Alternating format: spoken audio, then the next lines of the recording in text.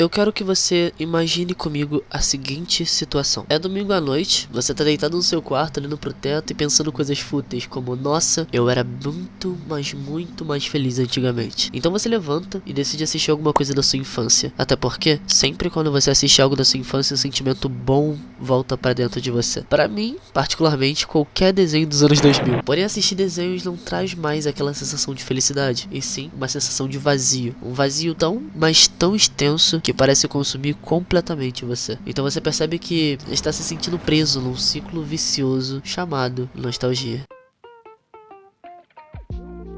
Nostalgia, no sentido literal da palavra, é uma emoção complexa caracterizada por uma melancolia afetuosa ou saudade dolorosa de tempos, lugares ou pessoas que não existem mais ou não podem mais retornar. Resumidamente, tudo isso que eu falei, nostalgia é a saudade do que você não pode mais ter. Mas eu particularmente, carinhosamente, gosto de apelidar a nostalgia como uma grande armadilha bonita, daquelas que parecem confortável, mas que, se você fica tempo demais, começa a pesar pra caralho. O sentimento de ver algo que você via bastante ou curtia bastante quando você era mais jovem ou num tempo atrás, parece que dá a falsa sensação de que antes era muito melhor, antes eu não sentia isso, antes eu era mais feliz. Mas não necessariamente você era. As coisas só eram mais simples ou menos pesadas do que agora. Sinceramente, as coisas pareciam um pouco melhores, até porque todos os problemas que você tinha naquela época já estão resolvidos atualmente, porque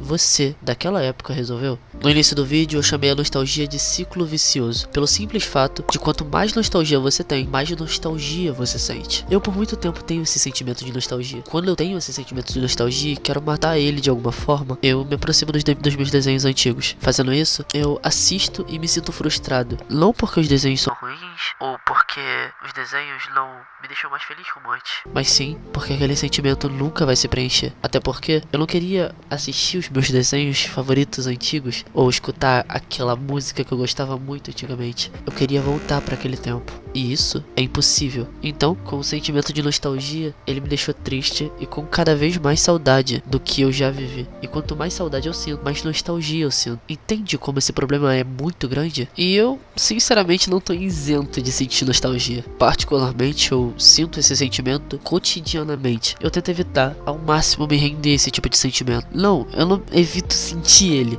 mas sim evito alimentar ele.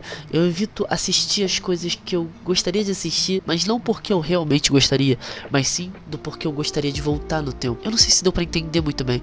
É como se eu estivesse evitando o ciclo vicioso de acontecer. Eu não quero dizer que nostalgia é um sentimento perigoso, mas se você se render a ele, aí sim pode ser perigoso, porque não existe algo que dói mais do que você se prender ao passado.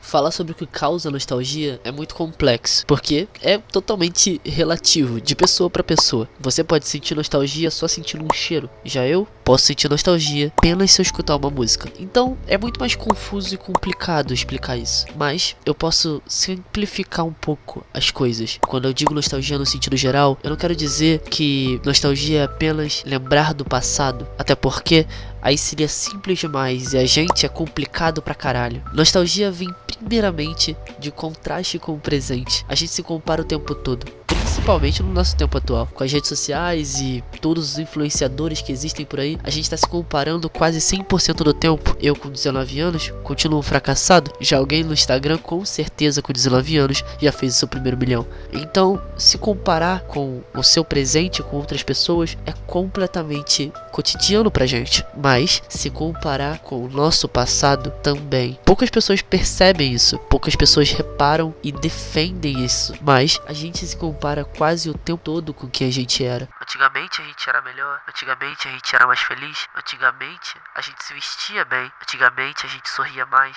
antigamente eu recebia melhor. E isso assim por diante. Isso é quase 100% do tempo. Se comparar com o presente e com o passado, é só uma etapa para você cair nesse ciclo vicioso. Existe uma coisa muito mais problemática do que tudo que eu citei atualmente. Algo ou alguém que alimenta esse ciclo vicioso e faz a gente cada vez mais ficar preso ao passado e de quem a gente é ou era. Eu não quero dizer que tá errado, eu só quero dizer e trazer uma reflexão para todos vocês. As influências externas, mais especificamente os live actions da Disney. Não é novidade pra ninguém que a empresa da Disney está há quase uma década nessa onda de live actions e que, sinceramente, na minha opinião, são cada vez piores, um atrás do outro. Eles até começaram bem, pra ser bem sincero. A Disney acertou bastante no início dessa onda de live action. Malévola, por exemplo, é um filme maravilhoso. Mas por que Malévola é tão bom? Principalmente por ser algo novo. Um ponto de vista diferente de uma história já contada traz a gente uma sensação não só nostálgica, mas fascinante. Faz a gente reparar na mesma história que a gente já sabe como é, em outro ângulo, em outra perspectiva, no olhar de alguém que talvez não seja tão vilão quanto a gente imaginava. E isso não só é incrível, como um roteiro muito bem feito, uma forma muito grande e majestosa de conseguir tirar uns lucrinhos em cima de algo muito mais do que arte. Mas por que então eu tô criticando tanto esses live actions da Disney? Porque a gente não se resume somente a Malévola. A Disney já fez milhões e zilhões de live actions. Não é novidade pra ninguém que eu sou um grande fã de Rei Leão. Até porque é o meu filme favorito e marcou a minha vida de formas inimagináveis. Mas puta que pariu, Disney. Um live action do Rei Leão foi a pior coisa que você poderia ter feito. Além de ter estragado uma história linda, com animação quase perfeita, vocês não ressignificaram porra nenhuma e consequentemente conseguiram lucrar quase o dobro do que vocês lucrariam se vocês tivessem criado uma história nova. Então eu bato até palma pra vocês pelo simplesmente fato de terem feito o pior live action da história. Rei Leão live action, lançado em 2019, não só é um filme considerado medíocre, como um filme que pra mim mancha totalmente o legado que Rei Leão construiu até então. O roteiro é bom, a história é boa, as músicas são ótimas, mas o filme só é bom graças à animação dos anos 90. É óbvio que o feedback de Rei Leão foi uma desgraça pra Disney. Até porque ninguém quer ver o seu filme quase favorito sendo desbalanceado totalmente por todo mundo. Rei Leão é quase um fracasso dessas ondas de live action. E eu digo quase porque Dumbo existe. E meu Deus.